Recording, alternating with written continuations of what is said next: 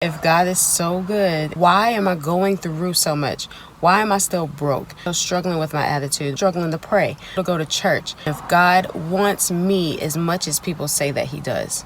Well, first, what we have to understand, one of the greatest gifts that God gave us was the gift of free will. The awesome thing about this, he did it because he doesn't want slaves just following him who are just talking to him because they feel like, oh, well, if I don't do this, God's going to kill me. I'm going to go to hell. So I'm just going to do it because it's what's expected of me. I just got to go ahead and get through this, get it over with and be done with it. No, God has made himself a father to us, and he wants children who love him, who want to be with him, who want to spend time with him. You don't want your child to say something like, I'm just here because I don't really have anywhere else to go. I don't have a job. I can't take care of myself. I get to the point where I can support myself. I am out of here and I never have to speak to them again. No, we love our children and we want their love back in return. Why are bad things still happening to me? Why am I still struggling?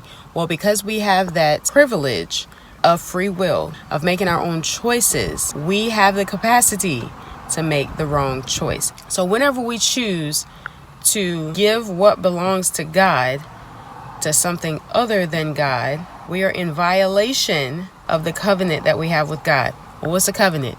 It's an agreement that you have with God. It's an agreement. It can be broken. When you get married, that's a covenant that you make. That's an agreement that you make that you're going to be with that person till you're torn apart by death. When you violate that covenant, you cheat on your wife.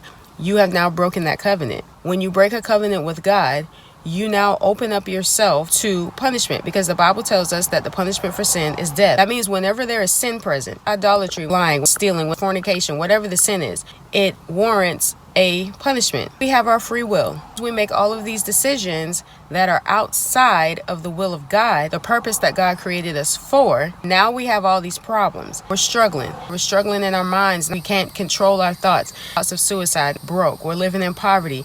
All because we used our free will to make a decision to follow a different plan other than the plan that God created us to follow. We decided through our actions, our words, that we will not obey God. God isn't causing all the bad things that are happening in your life.